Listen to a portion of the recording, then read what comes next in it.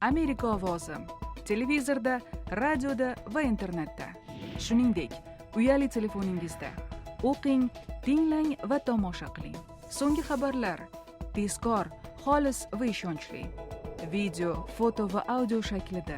Istasangiz siz ham Amerika ovoziga material yuboring. Dunyo bilan bog'laning. Smartfon, Mac yoki Android.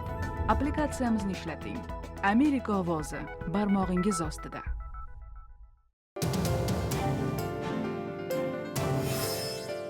Kelgindilar uyiga qaytsin, deydi ba'zi amerikaliklar. Amerikadagi yangi hayot. Qochqinlar, xush kelibsiz. Tafsilotlar dasturimiz davomida. Siz Amerika ovozi televideniyasini tomosha qilyapsiz. Amerikadagi muhojirlar hayoti hamda bu yurtning o'zgarib borayotgan immigratsion siyosatiga bag'ishlangan dasturimiz davom etadi. Yuzlab tashkilotlar bu mamlakatda muhojirlar haq-huquqini himoya qiladi. Ammo shunday fuqarolar ham borki, ular nazarida Amerikani kelgindilar bosib ketgan va bunga chek qo'yish darkor.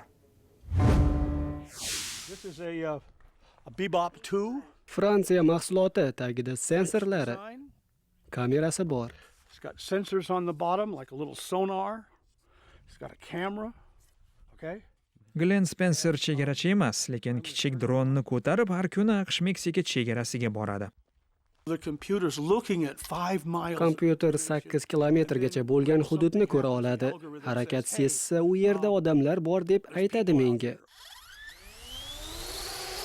Otaxonning Amerika chegara patruli degan tashkilotining huquq faollari nafratga asoslangan guruh deb hisoblaydi. Sonora dashtini noqonuniy ravishda kesib o'tish ko'plar uchun o'lim bilan barobar xatarli safar. Glenn Spencer 15 yildan beri dashtlikni kuzatadi. Yuzlab hujjatsiz immigrantlarni tutib berganman deya maqtanadi. Otaxon chegarani qo'riqlashni burchi deb biladi va bu loyihaga o'z hisobidan $1 million sarflagan. Posbonlik hayotim deydi u. I kept digging and digging and digging. Noqonuniy immigratsiya masalasini obdon o'rganib chiqdim.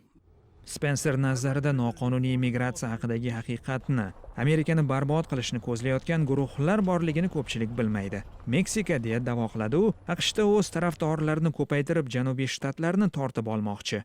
Otaxon Amerikada oq tanlilar ozchilikka aylanishidan xavotirda. This is not natural. Bu tabiiy jarayon emas. Hujjatsiz muhojirlar bu yerda farzand ko'ryapti. Qarindoshlarini olib kelyapti.